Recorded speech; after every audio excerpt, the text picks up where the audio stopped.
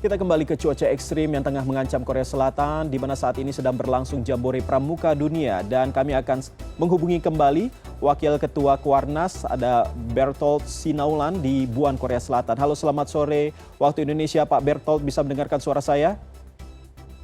Ya, selamat sore waktu Indonesia, selamat malam waktu Buan. Baik, Pak Bertolt, bisa Anda jelaskan bagaimana sebenarnya kondisi adik-adik kita di sana, mengingat bahwa tadi Bu Menlu sempat mengatakan bahwa mayoritas memang dalam kondisi baik, tetapi ada pula yang menurut informasi dalam kondisi sakit begitu. Apa betul? Ya, betul bahwa memang sebagian besar kondisinya baik. Bahkan yang sakit pun setelah dirawat, kita punya 4 dokter kontingen yang memonitor terus dan dirawat di Jambore Hospital. Sekarang semuanya telah kembali baik dan telah pulih kembali, telah kembali ke tenda masing-masing. Baik, Pak Bertolt, ini kan informasinya bahwa cuaca di sana cukup panas begitu ya, cukup ekstrim hingga mencapai 34 derajat Celcius. Bapak mungkin bisa menggambarkan kepada kita, mengingat bahwa kita ini kan memang tinggal di negara tropis yang suhunya juga sekitar 33-34 derajat Celcius. Apakah ini memang yang menyebabkan bahwa banyak dari peserta, termasuk halnya di Indonesia ini, tumbang begitu karena dehidrasi? Ya, karena kebetulan ini kan tanah reklamasi, kita di tepi pantai. Selain cuaca panas, juga karena gelombang panas dari laut itu yang menyebabkan walaupun dibilang 34 atau 36 derajat, itu sebenarnya kalau realitinya antara 38 sampai 40 derajat itu. Kalau di siang hari. Oke, nah mungkin Bapak juga bisa menggambarkan kepada kami seperti apa sebenarnya fasilitas yang disediakan di sana, mengingat bahwa memang ada yang mengatakan bahwa kurang memadai begitu di tengah cuaca yang ekstrim seperti saat ini.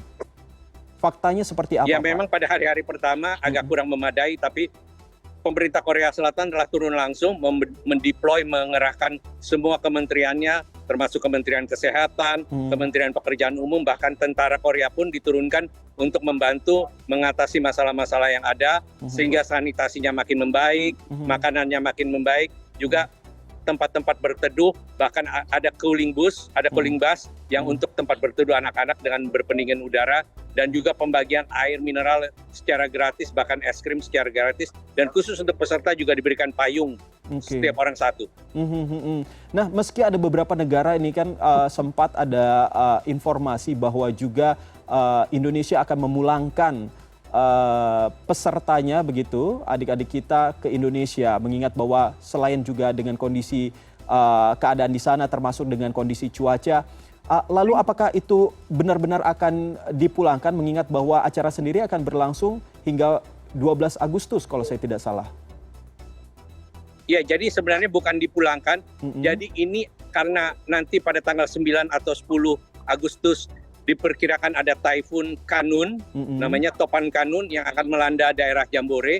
Jadi semua peserta Jambore dipindahkan ke asrama-asrama atau tempat-tempat lain di dekat Seoul. Jadi bukan dipulangkan, tapi dipindahkan, dan acaranya masih tetap berlangsung. Penutupannya sendiri tetap berlangsung pada 11 Agustus malam dengan salah satu acaranya adalah konser K-pop. Konser K-pop, berarti ini bisa dipastikan kembali bahwa untuk Indonesia sendiri tidak akan dipulangkan, tetapi justru pihak panitia atau penyelenggara juga akan memindahkan begitu ya acara ini ke Seoul begitu ya, Pak? Ya, jadi ini bukan hanya untuk Indonesia, tapi untuk seluruh peserta. Masih ada sekitar 39.000 peserta yang bertahan di sini dari 156 negara. Semuanya akan dipindahkan untuk menghindari terjangan topan kanun itu, Taifun Kanun. Jadi dipindahkan ke dekat Seoul, nanti acaranya tetap dilangsungkan di sana, dan penutupannya tetap pada tanggal 11 malam, sehingga sebagian rombongan Indonesia nanti baru akan pulang tanggal 12, sebagian lagi tanggal 13, dan sebagian lagi tanggal 14 Agustus, sesuai rencana semula. Oke, kalau ada negara yang katanya sudah memulangkan pesertanya, bagaimana ini, Pak? Apakah betul itu? Ya, memang ada beberapa seperti dari United Kingdom, dari Inggris Raya, itu sudah keluar lebih dahulu. Tapi mereka juga sebenarnya belum pulang, mereka masih ada di Seoul. Juga demikian kontingen dari Amerika Serikat juga masih ada di Seoul. Bahkan kalau untuk kontingen Amerika Serikat, hanya pesertanya yang keluar, tetapi relawan-relawan internasionalnya itu masih tetap bekerja di bumi perkemahan di Semenggum ini. Demikian pula Singapura, hanya sebagian yang keluar, tapi sebagian juga masih ada di bumi perkemahan ini. Baik, dengan cuaca yang cukup panas, namun acara tetap berlangsung walaupun dipindahkan, bagaimana sikap dari Kuarnas Indonesia maupun pemerintah Indonesia dengan persoalan yang sedang melanda di Korea Selatan tersebut, Pak? Ya, Kuartir Nasional ini beruntung sekali kita didukung penuh oleh KBRI yang berada di Seoul. Jadi KBRI di Seoul membantu kita sepenuhnya dengan mendatangkan kendaraan, mendatangkan bantuan-bantuan lainnya, sehingga nanti pada saat pemindahan pun dari KBRI Seoul akan mengamati dan membantu pemindahannya supaya adik-adik ini semua peserta dapat selamat tiba di tempat pemindahan dan dapat mengikuti acara sampai akhir. Bahkan bukan hanya itu, Provinsi Jeollabuk melalui gubernurnya, Jeollabuk itu adalah daerah di mana Jamboree ini berlangsung, telah membantu dengan menyediakan tambahan makanan dan minuman halal khusus untuk peserta Indonesia.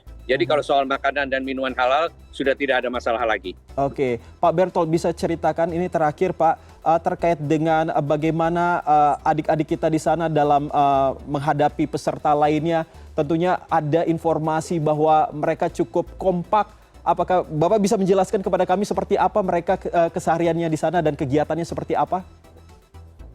Ya, sebenarnya kalau anak-anak kita sendiri semua riang gembira ya. Mereka bisa bersahabat dengan teman-teman dari 156 negara. Bahkan kita kemarin ini pada tanggal 6 Agustus melakukan yang namanya Culture Day, di mana semua peserta kita mengenakan berbagai pakaian daerah, kemudian juga menyajikan kuliner-kuliner khas Indonesia, dan banyak lagi kegiatan-kegiatan lainnya yang diikuti dengan penuh semangat, termasuk permainan angklung, drama tari, dan sebagainya. Dan kita pun di tenda Exhibition Indonesia, kita membagi-bagikan sarung, membagi-bagikan udeng kepala, ikat kepala udeng itu, dan juga melatih anak-anak mengajarkan bagaimana membatik, melukis topeng, dan bermain gasing. Baik, menarik sekali, banyak sekali kegiatan di sana, apalagi mereka juga riang gembira menurut tadi yang dikatakan oleh Pak Bertolt. Pak Bertolt, terima kasih sudah berbincang dengan kami. Semoga sehat-sehat terus, Bapak bersama adik-adik semuanya di sana.